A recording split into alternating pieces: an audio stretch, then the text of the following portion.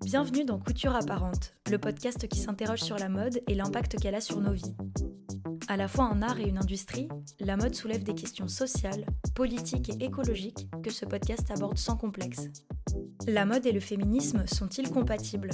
Comment créer des bijoux durables ? Quel est le coût d'une fabrication éthique ? Est-ce que la mode discrimine les minorités ? Qui sont celles et ceux qui s'engagent pour une industrie plus responsable en France ? Au fil des épisodes, je vais à la rencontre de marques, activistes et journalistes qui me livrent leurs réflexions sur ces questionnements modernes. Couture apparente tente d'esquisser les contours d'une mode tournée vers le futur, une mode qui incarne une vision inclusive, engagée et responsable. Je suis Claire Roussel et aujourd'hui je reçois Christelle Baki-Mapunza et Kemaïs Benlagdar pour l'épisode 24 « Peut-on sortir la mode des représentations racistes ?» Franchement, qu'est-ce que j'aimerais vous parler d'autre chose en 2023 ? Il y a des jours où je suis ahurie de devoir encore passer des heures à parler d'eau qui se raréfie, de male gaze ou de dynamique coloniale, alors que ça fait des décennies que des scientifiques et des activistes prennent la parole sur ces sujets. J'aimerais vous parler d'artisanat, sans avoir à alerter sur la délocalisation, de créativité, sans évoquer de rythme de production, et d'images qui font rêver, sans risquer de propager des idéologies nauséabondes. Mais, pour le meilleur comme pour le pire, la mode est autant un reflet qu'un rouage de notre société, notamment par sa capacité prodigieuse à générer des images tellement relayées qu'elles façonnent activement notre inconscient collectif. Et c'est de ça dont nous allons parler aujourd'hui, et plus spécifiquement du lien entre ces images et l'une des dynamiques les plus prégnantes de notre pays, le racisme. Car vous n'êtes pas sans savoir que la France est, historiquement, l'un des plus gros colonisateurs au monde, en Amérique, en Afrique ou en Asie, et qu'elle a également activement contribué à la traite esclavagiste. Les conséquences de ces violences et des discours véhiculés pour les légitimer se ressentent encore aujourd'hui. Par exemple, le ministère de l'Intérieur a relevé 12 600 infractions à caractère raciste en 2022. En début d'année, l'Ipsos et le CRAN ont présenté à l'Assemblée nationale leur deuxième baromètre sur le vécu des discriminations à l'encontre des personnes noires en France. Sur les 807 personnes représentatives, 91% ont répondu être victimes de discrimination raciale souvent ou de temps en temps. À l'échelle internationale, l'Agence des droits fondamentaux de l'Union européenne vient de publier un rapport alarmant sur la condition des personnes noires dans 13 États membres. En moyenne, 45% des personnes interrogées avaient subi du racisme ces 5 dernières années. Bref, vous voyez le tableau, notre société est raciste. Et cela impacte évidemment nos industries, notamment celles qui sont intrinsèquement liées à notre patrimoine historique et culturel, comme la mode. Mais ceci n'est pas une fatalité. Grâce aux travaux acharnés de chercheuses, nous pouvons comprendre les biais racistes qui façonnent nos pensées et nos imaginaires pour les déconstruire et esquisser une industrie moins violente.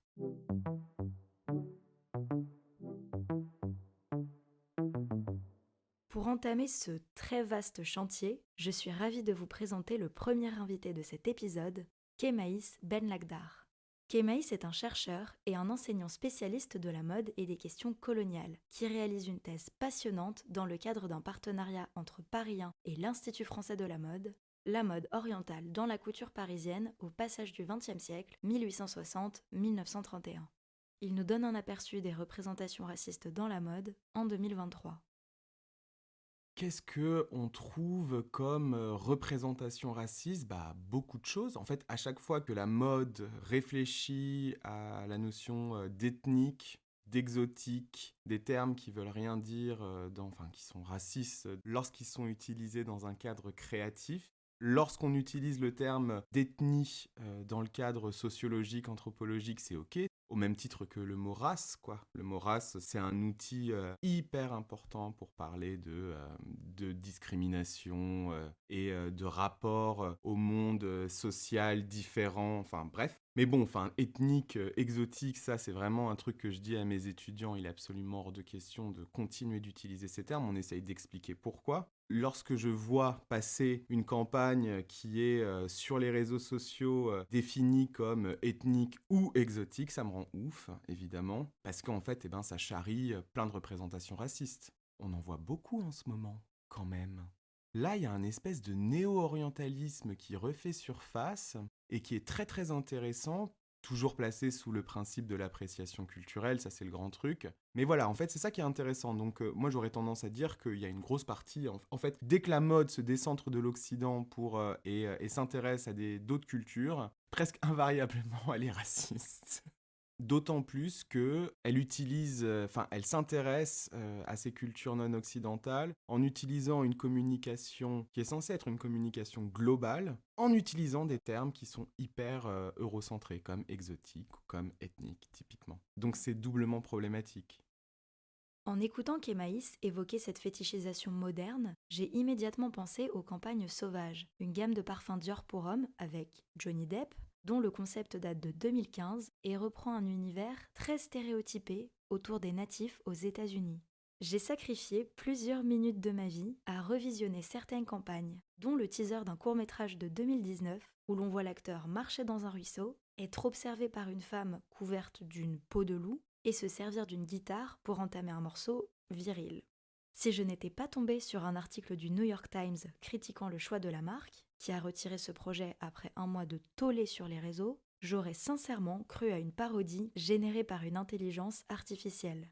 Ceci étant dit, Dior continue, en 2023, de parier sur la gamme Sauvage et sur son égérie, qui d'ailleurs a pourtant été reconnue coupable de violences conjugales par plusieurs cours de justice.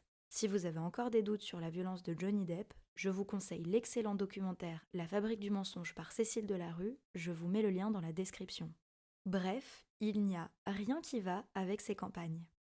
Bah Dior, ouais, enfin, sauvage, c'est quand même assez hardcore, quoi. C'est un homme blanc dominant de plus de 50 ans, bon, ça soit, qui est pris en vidéo dans un canyon, enfin, dans un espèce de Far West complètement, disons, complètement fantasmé. Il y a pas mal de choses des nations premières américaines qui sont là, qui sont mis en scène de manière en fait à localiser l'espace et en gros l'identité du parfum, etc. Et surtout, en fait, le truc qui est archi problématique, c'est que, je sais pas si t'avais vu la campagne de pub, elle se termine par sauvage. Et on voit le titre du parfum apparaître comme ça. Et c'est dingue, non? Un autre exemple très parlant se trouve toujours chez Dior. Honnêtement, je n'avais pas prévu de m'acharner sur eux. Mais qu'est-ce que vous voulez, on ne fait que commenter les choses là où elles sont. La maison verse depuis quelque temps dans le fameux orientalisme dont Kémaïs est spécialiste. Il nous livre son analyse d'une collection récente de la marque et dans quel contexte artistique et raciste elle s'inscrit. Il y a une collection de Maria Grazia pour Dior que j'ai trouvée hyper intéressante et ça m'a fait penser à ma thèse en gros et puis à l'orientalisme qu'on constate au début du XXe siècle. En gros, on est à la période de l'interconfinement, donc c'est après le premier, avant le deuxième. On est en septembre, donc ça doit certainement être le printemps-été 2022. Elle présente cette collection qui est fondée sur, comment dire, un vestiaire de l'intime. Elle nous parle de Suzanne Sontag, elle nous parle de Virginia Woolf, elle nous parle de coupes confortables, elle nous parle de chiné à la branche et d'icat.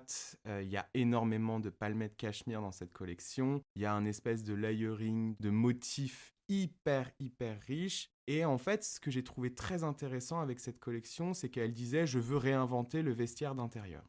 Bon, soit, sur le principe, elle a tout à fait le droit et c'est ok.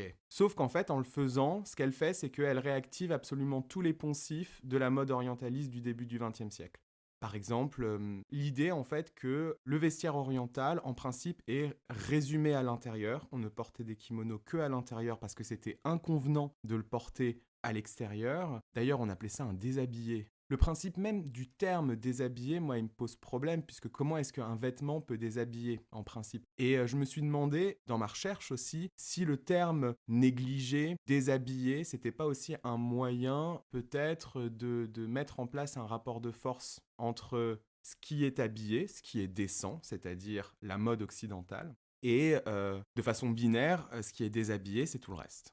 Et donc, du coup, c'est ok de se déguiser en japonaise chez soi pour son plaisir. C'est ok de se déguiser en arabe chez soi avec plein de coussins comme une odalisque pour son plaisir. Mais par contre, c'est un petit peu moins ok de le faire dans l'espace public. Et donc du coup, ça met en place tout de suite une espèce de hiérarchie civilisationnelle par le vêtement qui est hyper intéressant à questionner. Et donc du coup, cette collection-là, elle m'a vraiment fait dire qu'il y avait quelque chose de l'ordre de l'orientalisme qui était en train de revenir chez Dior, notamment.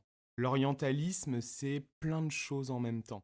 En fait, c'est un mouvement extrêmement large qui touche aussi bien la politique que les sciences, que l'art, que la mode, etc. Et en fait, c'est un mouvement qui prend pour sujet de représentation et objet d'étude l'Orient. Et donc cet Orient qui est assez indéfinissable et difficilement circonscrivable. J'ai essayé. Non, en gros, un Orient qui serait une zone géographique qui s'étendrait, disons, du Maroc jusque en Asie, centrée sur 3 pôles. C'est pour ça, en fait, qu'on parle de Proche, Moyenne et Extrême-Orient. En principe, le Proche-Orient, c'est centré sur l'Empire ottoman. Moyen-Orient, c'est sur l'Empire perse. Et l'Extrême-Orient, c'est sur l'Empire du Milieu, donc l'Empire de Chine, enfin l'Empire chinois. Ce qui est hyper problématique avec l'Orient, c'est que en fonction de l'endroit où tu te trouves en Occident, tu définiras pas de la même manière ce qu'est l'Orient. Par exemple, les Français utilisent le terme Levant pour définir le Proche-Orient. Par exemple, c'est pas les proches orientaux, c'est les Levantins. Toute la population, du coup, palestinienne, syrienne, israélienne, jordanienne, etc. Enfin, ce sont en principe des Levantins. Ce ne sont pas des proches orientaux. Bah en fait, c'est tout le point d'Edouard Saïd. Je le cite toujours, c'était mon livre de chevet, voilà. C'est un auteur palestino-américain qui va jeter un pavé dans la mare. Il amorce, disons, un tournant qu'on dit épistémologique en 1978 en publiant un bouquin qui s'appelle L'Orientalisme. Et le sous-titre français est vachement intéressant, c'est L'Orient créé par l'Occident. Donc lui, en fait, il est professeur de littérature comparée à Columbia. Donc du coup, son étude de l'orientalisme, elle passe par le prisme du texte, surtout. Donc en fait, il analyse des discours, il analyse des récits, etc. Et il se rend compte, en fait, que ce qui est censé être un des pans du savoir les plus prestigieux en Occident, à l'université, donc c'est-à-dire les orientalistes, l'orientalisme, est une pure création à des fins de domination. C'est l'idée que l'Orient est créé par l'Occident pour asservir les populations orientales. C'est tout un réseau, alors il est très foucaldien, donc il aime bien Foucault, donc il aime bien l'idée que le savoir c'est le pouvoir, et donc du coup son idée ça va être de déconstruire tous les discours, les régimes de connaissances autour de tout ça, en gros quoi. En plus du mécanisme néfaste qu'est l'orientalisme, d'autres communautés sont visées par les représentations racistes de la mode. C'est notamment pour discuter de cela que je vous présente notre seconde invitée, l'autrice Christelle Bakima-Punza. Après un mémoire à l'IFM sur la condition des mannequins noirs, elle réalise que tout est à écrire sur le sujet et transforme ce projet en livre encore plus approfondi qui vient de paraître aux éditions Les Insolentes. Elle nous raconte ce que ses travaux l'ont amenée à constater. Alors bonjour, je m'appelle Christelle Bakima-Punza, je suis autrice et critique. J'ai sorti un livre qui s'appelle Corps noir, réflexion sur le mannequinat, la mode et les femmes noires, où j'explore la place des femmes noires dans la mode, en tant que mannequin, mais aussi plus largement dans la société française. Dans l'industrie de la mode, si on prend le cas spécifique des mannequins, il y a un vrai continuum entre représentation des femmes noires dans la société française, dans les médias, dans les films, au cinéma et dans la mode, en termes de représentation raciste. Donc ça va être cantonner en fait ces femmes noires à des rôles très spécifiques. Une femme noire qui serait utilisée comme une allégorie d'une panthère, d'un félin, sur des séances photos ou au cours de défilés, comme par hasard, entre guillemets, elles auraient des imprimés d'animaux. Donc il y a ce type de représentation-là. Il y a aussi le fait de... C'est assez paradoxal, mais il y a à la fois la sursexualisation de ces femmes dans l'industrie de la mode et dans la société. Donc dans l'industrie de la mode, ça va être à chaque fois qu'on a parfois des séances photos ou des rôles dits de dominatrix, très souvent, ça va être représenté par des femmes noires ou femmes racisées aussi d'ailleurs. Ou dans un autre cas de désexualisation, des femmes en fait qui, à partir du moment où on prendrait, je sais pas, une campagne de parfum beauté où il y aurait une espèce de narratif sur la douceur, la candeur, Là, on ne retrouvera pas de femmes noires dans ces types de visuels ou de campagnes. Ou alors des femmes noires à la peau très claire, femmes métisses, des cheveux lisses, qui se rapprochent des archétypes de ce qu'on attend d'une femme blanche occidentale. Donc c'est soit une surreprésentation dans certains types de stigmates, soit une complète absence dans tout ce qui se retrouve, dans tout ce qu'on pourrait appeler les représentations de la féminité hégémonique. Alors, comme type d'exemple, dans l'absence de ces profils-là, quand on regarde la majorité des défilés haute couture, très souvent, il y a beaucoup moins de mannequins noirs dans les défilés haute couture que dans les défilés prêt-à-porter. Et c'est encore plus rare qu'elle soit mariée, donc qu'elle porte la robe de mariée à la fin, qui est dans les défilés couture, c'est une symbolique en fait de ce que la maison a envie de faire passer comme type de valeur et de représentation symbolique. On a eu Alec Wek au début des années 2000, à un moment on a eu Adu Takesh, mais en fait ça reste plutôt très très rare. Et dans les années 70, on a eu chez Lanvin la princesse Esther Kamatari, mais en fait ça reste très anecdotique, là où pour des campagnes ou des défilés été, printemps-été, là d'un coup il y a plein de femmes noires, plein de mannequins qui sont présentes. En termes de représentation dans la publicité, moi je pense spontanément à une campagne d'il y a peut-être 5 ans ou même plus. Ouais, c'était Givenchy avec Riccardo Tisci, où il y avait Naomi Campbell et Léa T à l'époque. Les deux, elles étaient en vêtements de panthère, en fait, et dans une esthétique très animalisante. Et encore une fois, mon idée, c'est pas de dire qu'il ne faut pas faire porter d'imprimés panthère à des femmes noires parce que c'est raciste, etc. Moi, je pose la question de pourquoi, dans la grande majorité des cas, ces types d'imprimés sont portés par des femmes noires et non pas par d'autres types de femmes. Le paradoxe que soulève Christelle, entre surreprésentation fétichisante et invisibilisation des formes les plus élitistes de beauté, en dit long sur la condition des femmes noires dans la mode et au-delà. D'ailleurs, pour creuser tous les sujets que nous évoquons dans cet épisode, je vous conseille fortement d'écouter notre épisode 5, La mode maintient-elle des dynamiques coloniales ? Depuis tout à l'heure, nous évoquons principalement des exemples issus des marques les plus puissantes et célèbres. Mais, bien sûr, les imaginaires racistes ne sont pas cantonnés aux élites. Des marques se réclamant éthiques ou alternatives sont également concernées. Kemaïs cite en exemple une créatrice bien connue pour son upcycling, Marine Serre. Il y avait un truc qui m'avait archi choqué, c'est toute l'utilisation des cultures orientales par Marine Serre. Alors elle a un peu arrêté ces derniers temps. Exit le croissant de lune qui n'est pas un truc foncièrement arabe, on le retrouve absolument partout. C'était pas tellement ça, c'était plus... Elle avait tout un délire à un moment avec ses vêtements qu'elle régénérait. Elle nous avait fait une regenerated djellaba. En fait, tu la vois, c'est une robe rouge complètement déconstruite qui est absurde. Je veux dire, elle avait aussi utilisé pas mal de tapis pour faire des mises en scène de ses vêtements, etc. Le principe de la femme voilée aussi, alors en fait, c'est dans son esthétique post-apocalyptique, on peut la comprendre, etc. Mais enfin, quand même, ça ressemblait quand même vachement à certaines représentations très, très, très essentialisantes qu'on avait des femmes arabes. Autrement aussi, elle nous avait fait des gants avec des tatouages berbères et tribaux qui étaient quand même très très évidents. Et je sais pas ce qui lui prend de vouloir régénérer la culture arabe.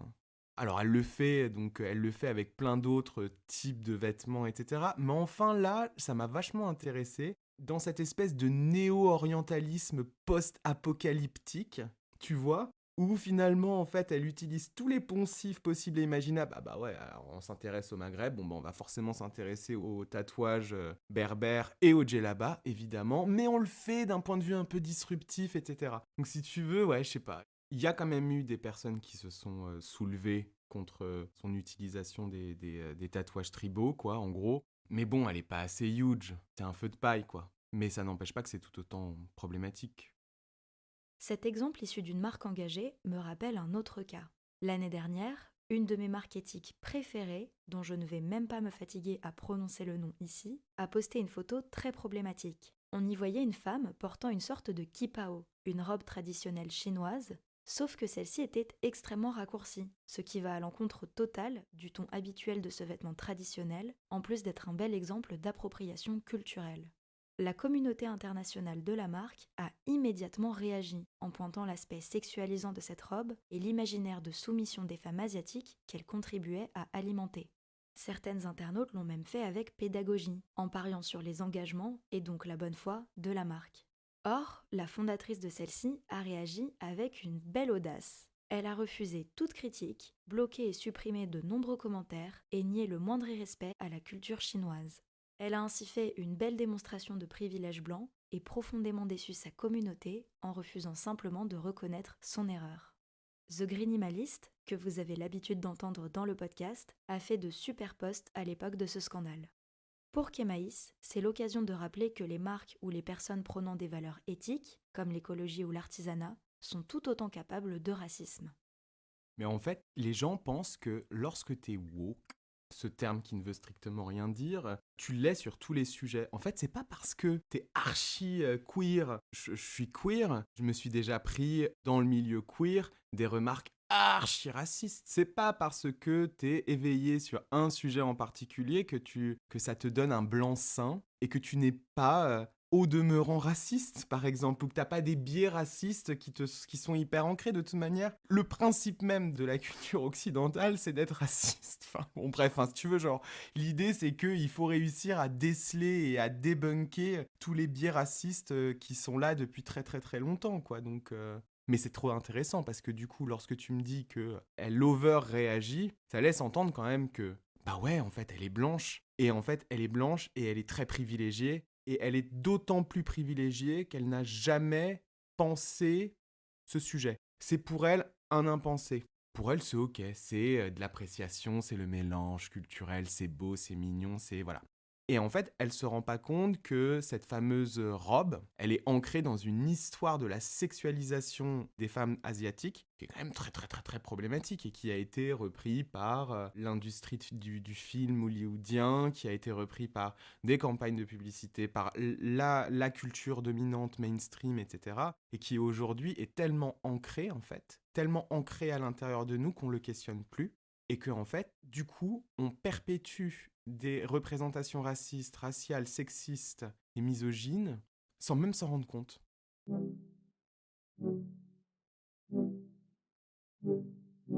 On le voit bien, les représentations racistes sont légion dans l'industrie de la mode.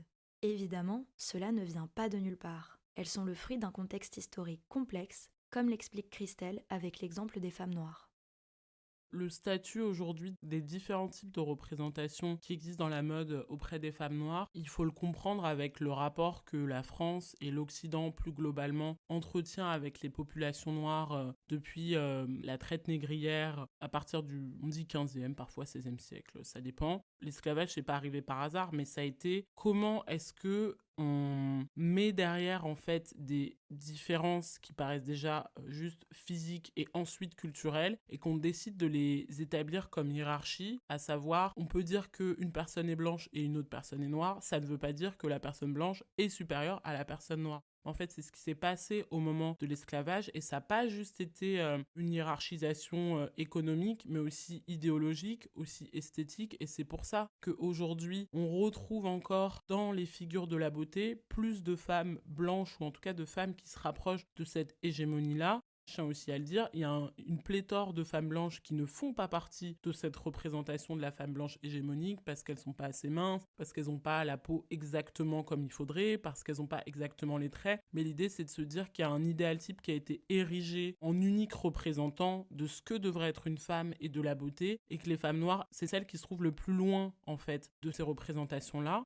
On prend des exemples au cours de l'esclavage ou de la colonisation ou après en fait même de ce qu'on retrouve aujourd'hui dans des sociétés qu'on appellerait post-coloniales mais où en fait on n'y est pas vraiment, on le voit en fait dans le type de représentation mais on le voit aussi avec les rapports de force. Comprendre que la mode s'est instituée comme hégémonie en Europe et notamment en France, ça veut aussi dire qu'on empêche certains types de narratifs qui existeraient dans d'autres continents, dont le continent africain ou dans d'autres communautés noires d'exister en disant bah peut-être qu'en fait si on était sur un rééquilibrage et qu'un designer, je sais pas, sud-africain, congolais ou afro-américain proposait sa propre réinterprétation de ce qu'est la mode, forcément il y aurait un affect qui viendrait de son histoire personnelle, de venir mettre en avant des femmes noires parce que souvent les designers le disent, moi quand je design, je pense à ma mère, je pense à mes sœurs, je pense aux gens autour de moi. Et en fait, c'est aussi ça qui est important de comprendre, mettre en avant, et que c'est pas juste une histoire de dire on va être une mannequin noire, une autre mannequin noir, mais qu'il y a des récits qui ne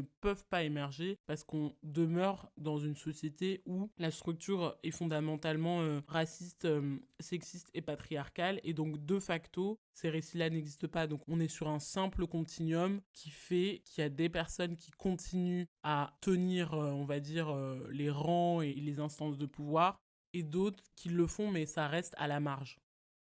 Ce que les propos de nos invités soulignent aussi, c'est que les images racistes dans la mode sont issues de mécanismes historiques qui vont bien au-delà de cette industrie, avec notamment la création de stéréotypes qui ont permis de légitimer les violences coloniales en déshumanisant les populations colonisées. Et pourtant, de nombreuses personnes sont totalement inconscientes de ce continuum lorsqu'elles reproduisent une représentation raciste dans un contexte de mode.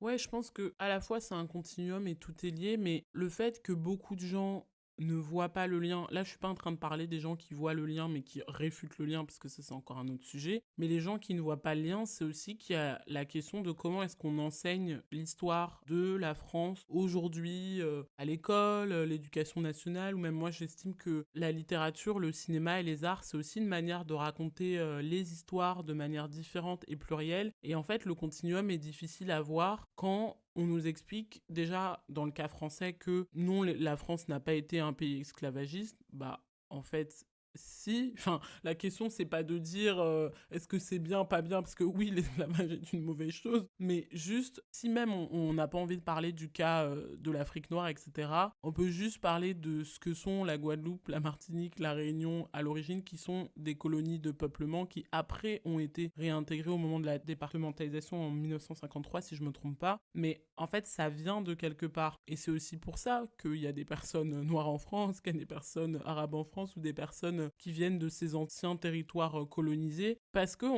la France, à l'époque, en tout cas en tant qu'État, a créé un continuum qui fait que ces gens se retrouvent là, ici. Et je pense qu'on toutes les personnes qui ont dans leur famille une histoire migratoire, d'où qu'elles viennent, même si par exemple ça peut être le cas de la Russie, de l'Europe de l'Est, etc., il faut se poser la question de quand on arrive dans un pays, c'est pas par hasard en fait. Et il y a des liens qui sont créés, et c'est pour ça qu'aujourd'hui la question du continuum est importante, parce que je pense qu'elle apporte à la compréhension globale de ce qu'on est en tant que société, et parfois aussi d'éviter de, même si j'aime pas ce terme d'hystérie, mais que d'un côté ou de l'autre, mais oui, mais je comprends pas pourquoi vous êtes en train de me dire qu'on est sur un continuum raciste, alors qu'en fait pas du tout. Moi, je t'explique ce qui s'est passé avant, on fait des liens, et aussi de l'autre côté, de pas prêter, entre guillemets, de fausses intentions à des images qui ne porteraient pas les discours qu'on est en train de lui faire porter de l'autre côté. Donc, je pense que c'est un peu pour remettre les choses à plat et dire, ok, en fait, on peut juste essayer de comprendre pour se mettre d'accord à des moments et dépasser ça. On n'a pas envie de parler toute notre vie sur pourquoi le continuum, il est là. Oui, bah, j'aimerais juste inventer autre chose, en fait. Pour comprendre les liens historiques entre la mode et les représentations racistes, Kemaïs a étudié un autre domaine pour ses recherches, le porno. Je ne m'attendais pas forcément à aborder ce domaine dans le podcast, mais il a totalement raison lorsqu'il explique que, encore plus que la mode, la pornographie montre de façon exacerbée les imaginaires racistes dont nous avons hérité. Je m'étais beaucoup intéressé au porno pour ça, justement. Parce qu'en fait, le porno, je trouve que c'est très très intéressant. Alors, c'est pas du tout la mode, mais pour le coup, je trouve que c'est très intéressant. Ça nous dit beaucoup de nos fantasmes intériorisés et ça nous dit beaucoup des violences coloniales. J'avais lu beaucoup parce qu'en fait, je me disais, mais merde, c'est pas possible en fait. Notre sexualité est terriblement intime. Moi, j'ai déjà été victime de remarques extrêmement racistes. J'ai envie de dire comme tous les racisés dans l'intime. Et j'ai essayé de comprendre en fait ce qui se passait parce que je suis vierge et que j'ai besoin de comprendre lorsqu'il y a un souci, besoin d'intellectualiser. Et en fait, ce que je me suis rendu compte, c'est que finalement, ils en ont rien à foutre de la véracité de nos origines. À partir du moment où t'as l'air d'eux, et ben finalement, en fait, tu rentres dans la case et puis c'est ok. Par exemple, ce que je trouve ça très drôle, c'est que les Perses, les Maghrébins et les Proches orientaux, dans le porno, c'est la même chose. C'est des Arabes. C'est pas ok. Cette espèce de passage vers le porno me laisse entendre, et d'ailleurs il y a un podcast ouf, Jeans Podcast, qui explore justement les sexualités, etc., racisées, que je trouve absolument extraordinaire. Ça m'a laissé entendre finalement que les biais coloniaux, les biais racistes sont tellement ancrés dans nos sociétés que, en fait, ils ont complètement modifié nos fantasmes et nos imaginaires. J'ai essayé de comprendre d'un point de vue mode, moi pour le coup, comment est-ce que ça se passe, vestimentairement parlant, comment est-ce que en fait ces stéréotypes peuvent être véhiculés par des fringues. Et c'est assez facile finalement. L'odalisque, par exemple, donc cette fameuse esclave dans les harems ottomans, elle est habillée d'une certaine manière dans l'image des orientalistes, des peintres orientalistes français, etc. Et donc, en fait, finalement, on transpose ces espèces de fantasmes qui sont complètement agerbés, en quelque sorte, dans nos réalités. On s'encanaille un petit peu dans des soirées déguisées, comme la 1002e nuit de Poiret, en vivant son fantasme oriental, etc. On va mettre des sarouels. Le sarouel va devenir ce qu'on appelle un pantalon de harem. On utilise encore ce terme, c'est-à-dire qu'en anglais, on dit harem skirt ou harem pants en 2023, c'est-à-dire que je croise régulièrement ce terme. Donc pour dire aussi que ce sarouel, qui est censé être un vêtement non genré, qui est porté aussi bien par les hommes que par les femmes dans le monde oriental en quelque sorte, est essentialisé à sa dimension sexuelle et aux femmes esclaves à la merci du sultan dans un cadre occidental. Donc en fait c'est ça moi qui m'intéresse, c'est essayer de comprendre comment est-ce qu'un stéréotype se crée, l'historiciser aussi, parce qu'en fait le principe du stéréotype c'est qu'on ne le questionne pas, c'est comme ça. Tous les Arabes sont des voleurs. Ça vient d'où? Tous les Noirs ont des grosses bites. Ça vient d'où? Pourquoi? Pourquoi est-ce qu'on a ces espèces de pensées complètement essentialisantes qui pourtant en fait régissent nos vies et nos imaginaires aussi? C'est ça qui est hyper intéressant. Par exemple, d'associer l'homme noir à une espèce d'attribut gigantesque, c'est une manière de l'animaliser, c'est une manière de le sortir de la civilisation, c'est une manière du coup en fait de le déshumaniser. À un moment d'esclavage, c'est quand même extrêmement pratique, et c'est surtout en fait une espèce de hiérarchie civilisationnelle qui se met en place et qui est très très très efficace en soi. De parler de femmes orientales soumises, c'est aussi une manière de contrôler leur corps, une manière de les objectifier, de les réifier, et c'est quelque chose qui est encore une fois très efficace parce que on continue d'utiliser ces termes encore aujourd'hui. Aujourd'hui, beurette chicha, c'est l'une des recherches sur les sites porno les plus utilisées. En fait, ce qui est d'autant plus intéressant, c'est que moi, j'en ai jamais vu de beurette dans l'espace public, en fait. En fait, c'est une licorne, la beurette. C'est tout et rien, ça veut rien dire. Surtout qu'en plus, on n'en voit jamais non plus dans les médias mainstream de ces beurettes-là. Et en fait, ça nous dit assez la place de la femme orientale dans nos sociétés, je trouve. C'est-à-dire qu'en fait, elles sont presque omniprésentes dans l'intimité des gens, à des fins sexuelles, à des fins de fantasme, tout en étant hyper invisibles dans l'espace public. Cette conclusion sur la situation des femmes perçues comme arabes et ou musulmanes rappelle à quel point aujourd'hui encore, elles sont visées par des stéréotypes qui veulent les forcer dans deux cases réductrices. La beurette, moquée et sexualisée, ou la femme soumise, à qui on devrait expliquer comment s'émanciper. On en a eu un rappel pas plus tard qu'au mois de septembre, lorsque le gouvernement n'a rien trouvé de mieux à faire que de polémiquer sur un vêtement, l'abaya. Cette robe ample traditionnelle, que l'on retrouve dans de nombreux pays du Proche et Moyen-Orient, était accusée d'être un vêtement religieux musulman et serait donc une infraction à la laïcité imposée dans nos lycées. Une directive du ministère a encouragé les proviseurs à juger par eux-mêmes si les tenues des étudiantes relevaient des abayas ou tout simplement de vêtements amples. Outre le fait qu'ils ont complètement éludé que l'abaya n'est de toute façon pas un vêtement religieux, le résultat a été une suite de dérives racistes et islamophobes où toute étudiante supposée être musulmane risquait de se faire renvoyer chez elle au moindre vêtement ample. Certains proviseurs, qui sont souvent, je le rappelle, des hommes adultes, ont invoqué le motif qu'on ne voyait pas assez le corps de leurs élèves, des longueurs de jupe ont été mesurées et une lycéenne vêtue d'un kimono s'est fait renvoyer chez elle. Bref, au nom de l'émancipation des femmes musulmanes, des adolescentes racisées ont vu leur corps scruté et leur droit de se vêtir comme elles l'entendaient retiré. Comme quoi, même quand ce n'est pas l'industrie qui s'y met, la société n'a aucun souci à instrumentaliser les vêtements à des fins racistes.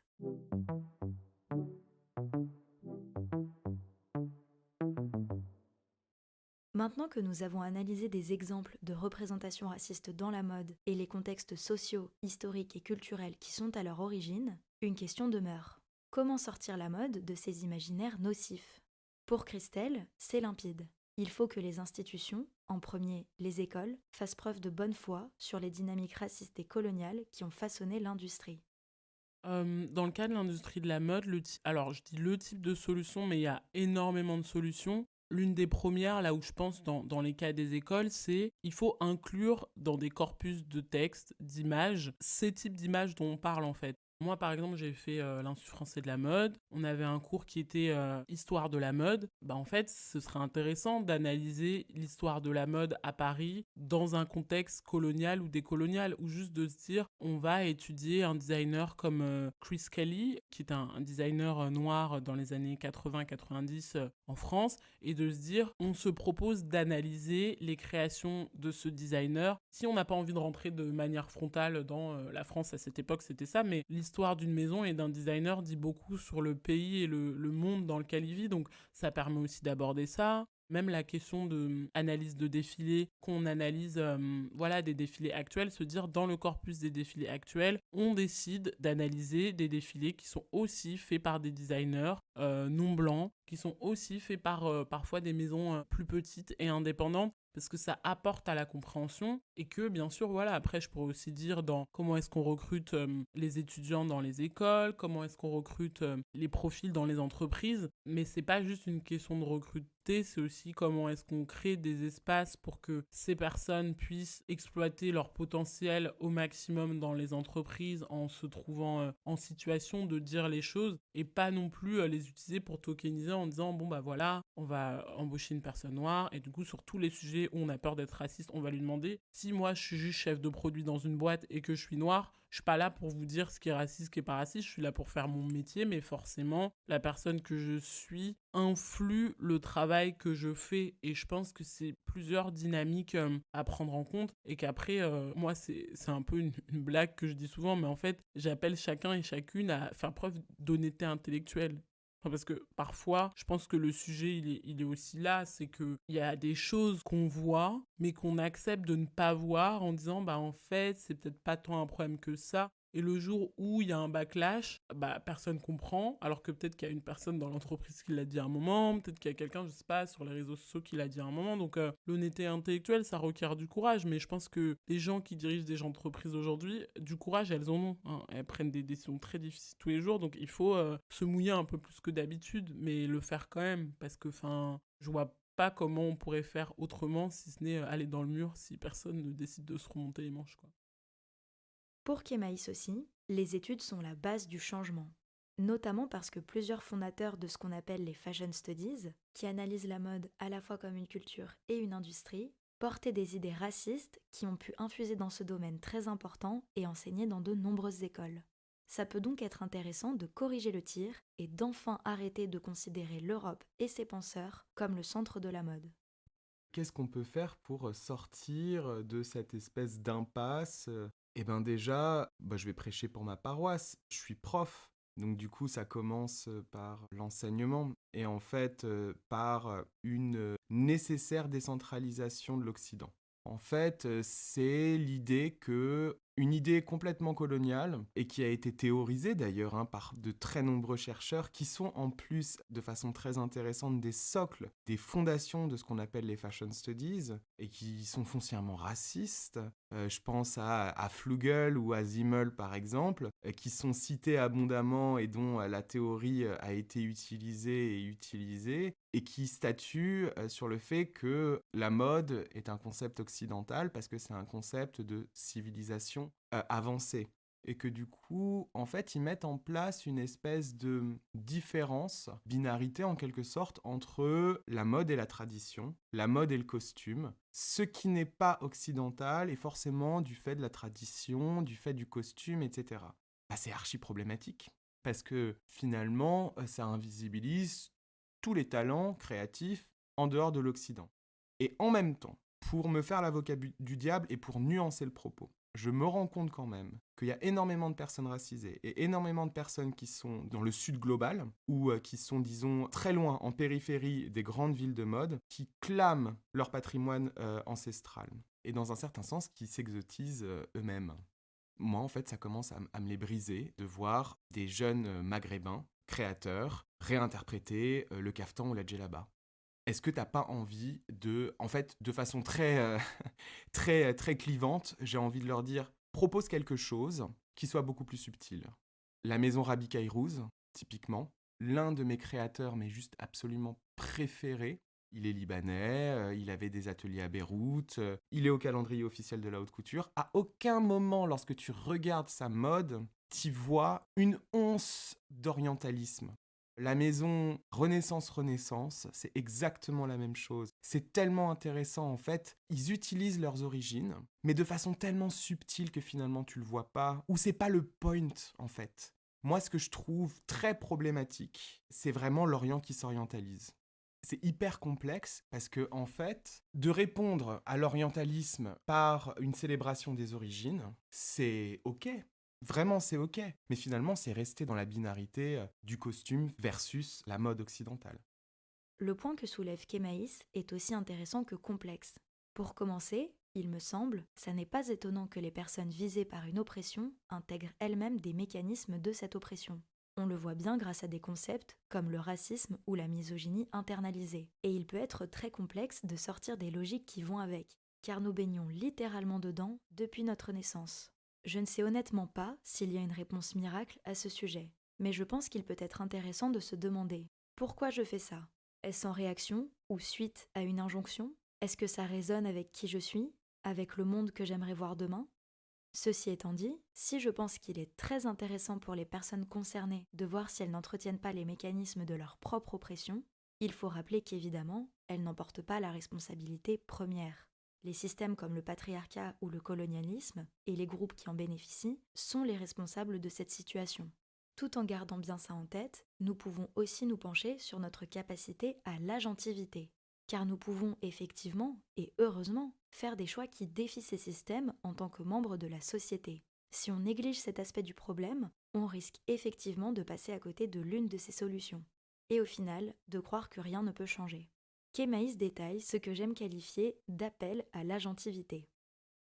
En fait, si tu veux, c'est un travail pédagogique déjà dans un premier temps, dans les deux sens en fait. C'est-à-dire que mon travail de chercheur me pousse à la nuance et à ne surtout pas être essentialisant. Il y a des problèmes dans les deux sens. C'est pas les grands dominants et les pauvres dominés. C'est infiniment plus complexe que ça. Même si globalement, évidemment, il y a des personnes en position de domination qui font quand même énormément de mal. Du coup, l'idée, c'est de décoloniser de l'intérieur l'enseignement mode en mettant en avant de très nombreuses autres cultures de mode. J'essaye de le faire et j'essaye aussi d'adresser la question de l'appropriation culturelle et de l'empire colonial et en quoi l'empire colonial, enfin, l'expansion des empires coloniaux impacte la mode, c'est ma thèse en gros. Donc du coup, j'essaye de distiller ça dans mes cours d'histoire et dans mes cours de fashion studies. C'est vraiment une nécessaire décentralisation de l'Europe et de l'Occident et surtout en fait de faire germer dans la tête des étudiants une espèce de graine critique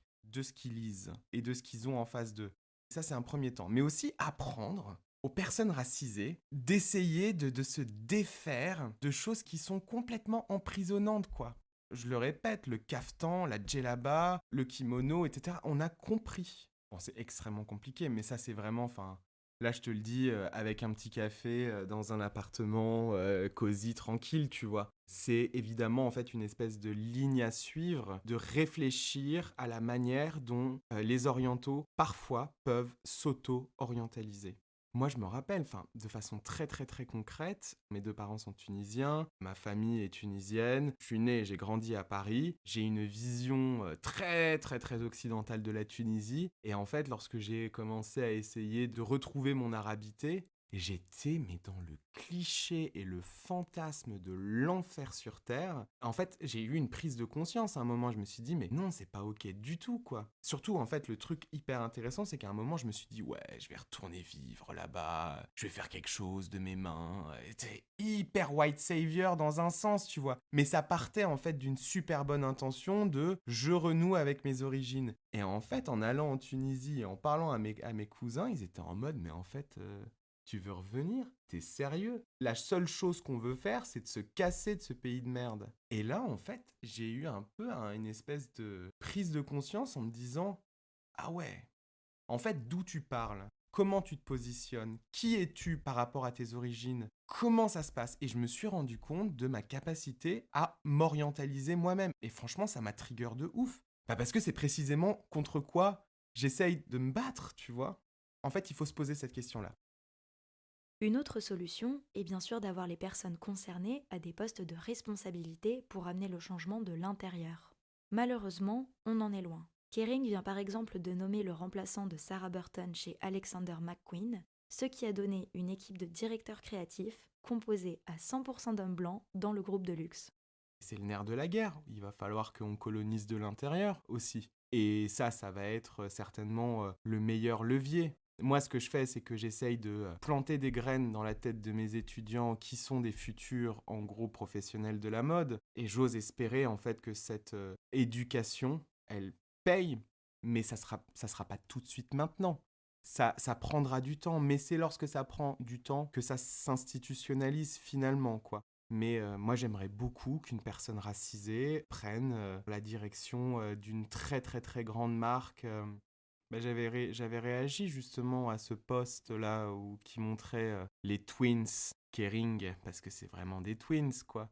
Je le répéterai jusqu'à ma mort, encore une fois, ce n'est pas parce que les podiums sont peuplés de personnes racisées et que la mode serait inclusive, du coup, qu'elle est vraiment, tout se joue au sommet de la pyramide.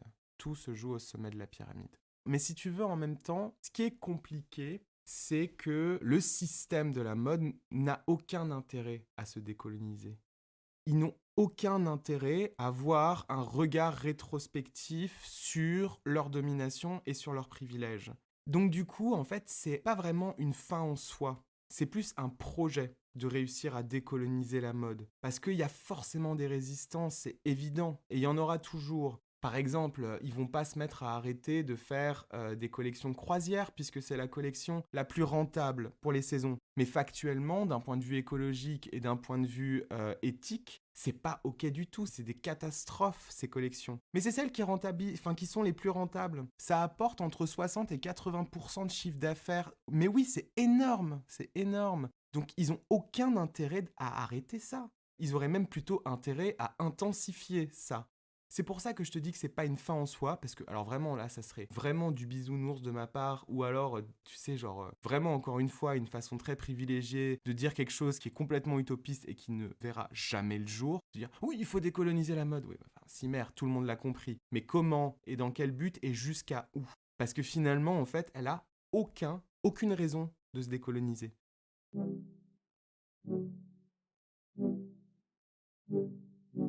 Face à cette situation très dense, la mode n'en est qu'au tout début de la déconstruction de ces représentations racistes.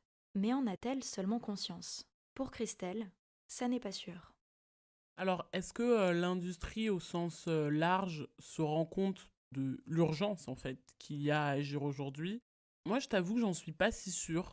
Parce que à la fois l'industrie c'est un terme très large, donc les personnes qui se trouvent en marge, et quand je dis se trouvent en marge, c'est à la fois se trouver en marge, mais être mis en marge, économiquement, socialement. Je pense que c'est une force d'appartenir aux marges, mais qu'il y a un moment, tout le monde veut payer son loyer, tout le monde veut acquérir une indépendance économique, et ça me fait toujours sourire de me dire, bah en fait, au fond, ce serait pas mal que ces personnes en marge aient aussi accès à du pouvoir économique, à même situation que des gens qui se trouvent au centre, parce que chacun veut raconter une histoire qui lui permet de faire avancer individuellement et collectivement. Donc oui, bien sûr, il y a des personnes qui agissent en marge, et je pense que j'en fais partie, que tu vois, ton podcast en fait partie, que d'autres initiatives, des designers, etc., des médias. Mais moi, c'est plutôt le centre qui m'intéresse. Voilà, récemment, on a eu ces nominations au sein des maisons de mode, chez Kering, etc., etc. Et moi, l'idée, c'est pas de name-dropper des gens. De toute manière, je l'ai dit dans l'intro de mon livre, je ne suis pas là pour dire qui est raciste, qui n'est pas raciste, qui fait bien, qui ne fait pas bien. Je suis juste là pour montrer des faits et dire qu'en fait, ça, ce que vous faites aujourd'hui en termes de recrutement et de non-renouvellement des profils et des imaginaires, voilà ce que ça signifie dans la société au global. Surtout, avant même de parler de la question raciale, je me dis juste, la mode est une industrie consommée majoritairement par des femmes. Comment vous pouvez ne pas vous dire que c'est un problème qu'il n'y ait que des hommes qui proposent des créations artistiques? Et on sait qu'il y en a des femmes dans les studios, il y en a énormément. Mais la question, c'est pourquoi il y a une armée de femmes devant 2 ou 3 hommes? Bah oui, c'est un problème, en fait. Ça veut dire quelque chose. Donc, je pense qu'il y a encore énormément de choses à faire. Et aussi, comment ne pas continuer à traiter le sommet en marche? Parce que c'est vrai qu'il y a des fédérations, des entreprises qui vont créer des programmes, diversité, inclusion, blablabli, blablabla. Mais en fait, ça crée des programmes en marge et ça ne rentre pas dans la normalité de ce que c'est que d'être un employé dans telle ou telle boîte, d'acquérir par exemple une bourse de financement de la ville de Paris. Enfin, il y a beaucoup de choses où, voilà, on utilise souvent ces termes de ghetto des talents et moi parfois j'ai l'impression que c'est un peu ça, c'est bon, comment est-ce qu'on peut faire pour intégrer le problème? On va l'intégrer en créant une nouvelle sphère plutôt que de se dire comment on fait pour l'intégrer dans la sphère.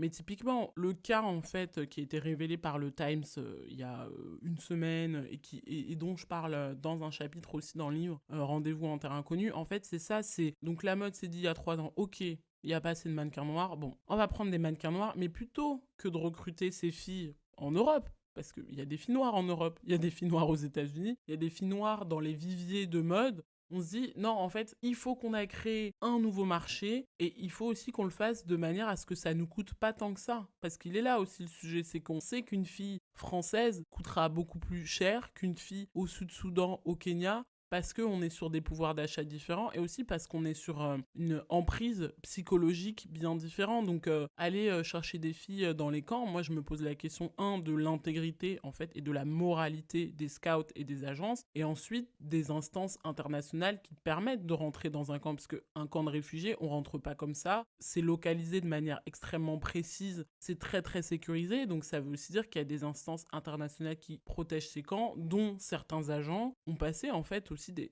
accords financiers avec des agences en disant ok, moi je t'envoie 4 ou 5 filles, tu peux venir, tu viens les voir, elles auront un visa, elles auront un papier. Cette affaire-là du Times, elle est très symptomatique des solutions que la mode en tant qu'industrie trouve aujourd'hui. C'est je vais trouver une solution qui me permet de rester en marge et qui me permet de continuer à exploiter les gens autant que faire se peut, mais en fait ça finit par être révélé comme là aujourd'hui, et je pense qu'il est là le problème, c'est qu'il faut pas se voiler la face, et encore une fois, il faut être courageux dans ce qu'on fait, et aussi se dire qu'on n'est pas là à se dire moi je vous déteste tous dans l'industrie, tout ce que vous faites c'est mal, mais je dis les choses parce que j'ai pas envie que ça continue à se passer comme ça, et qu'on aimerait vivre dans un monde apaisé en fait.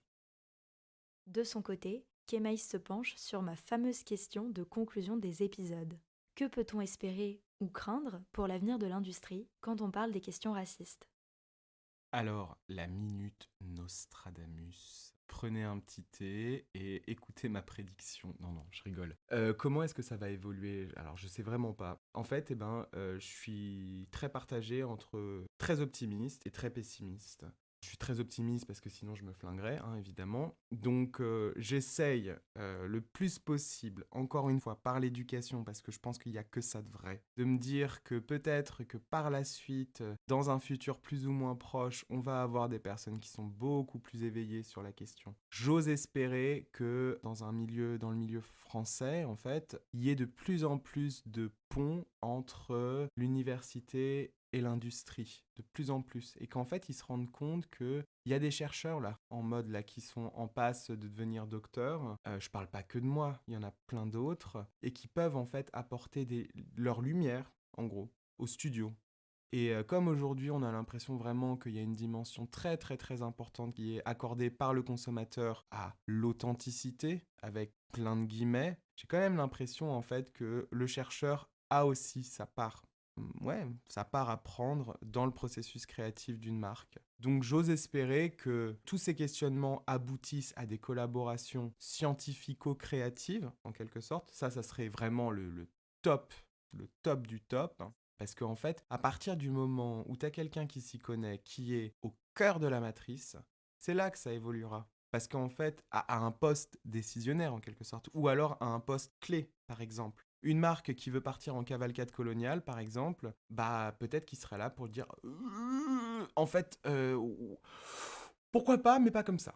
Et en fait, il suffit simplement de dire pourquoi pas, mais pas comme ça, pour qu'en fait, on change toute la représentation. C'est pour ça, hein, c'est vraiment le pouvoir du contre-discours à l'intérieur du système. Moi, je suis vraiment pour ça. Je sais qu'il y a plein de militants qui sont pas OK avec l'idée d'intégrer le système pour pouvoir le changer de l'intérieur. Moi, en l'occurrence, peut-être que j'évoluerai, hein, mais pour l'instant, je suis à fond là-dedans. Et en même temps, donc du coup, je te dis que j'étais très optimiste, et en même temps, je suis hyper pessimiste parce que les marques, là, récemment, elles se sont fait des couilles en or. Elles ont multiplié par je ne sais combien pendant le Covid et après le Covid.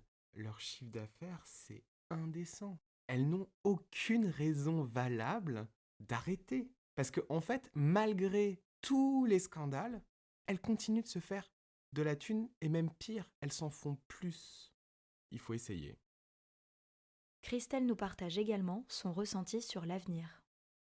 Pour l'avenir, moi je pense de plus en plus qu'il y a une génération de personnes en fait. Et quand je dis génération, c'est pas qu'une question de jeunesse. Parce que je pense qu'il y a des gens qui appartiennent à des générations plus âgées que les miennes, quarantaine d'années, cinquantaine d'années, mais qui n'avaient pas les outils au moment où elles ont commencé à entrer dans la mode pour questionner ces sujets-là. Quand elles avaient les outils, elles n'étaient pas forcément encore alignées avec qui elles étaient, qu'il y a aussi des renouvellements générationnels et des travaux qui ont été faits par des personnes avant nous qui nous permettent d'exprimer une voix, de montrer sur la base de fait que ok, ceci est la situation et qu'il existe des solutions. Un truc que je dis souvent, c'est je sais que là, avec ton podcast, que là, avec mon livre et d'autres choses, on soulève des sujets qu'un grand nombre de personnes dont l'industrie n'ont pas envie de traiter, mais qu'en même temps, un autre très grand nombre a envie de traiter, a envie de faire avancer les choses. Moi, écoutez, on va faire avancer les choses avec les gens qui ont envie d'avancer. Et à un moment, quand t'es poussé au bord de la falaise, tu dois te retourner parce que t'as pas envie de tomber, en fait. Donc voilà, je reste optimiste parce que je travaille pour ça et avec d'autres personnes et que je le ferai pas si je me disais ok, c'est perdu d'avance. C'est juste que les forces, c'est un peu David contre Goliath. Malgré la retentissance médiatique que ces sujets peuvent avoir, dans la finalité, on se retrouve avec les nominations au board. Bon voilà, en fait, ça montre bien ce que ça veut dire, quoi.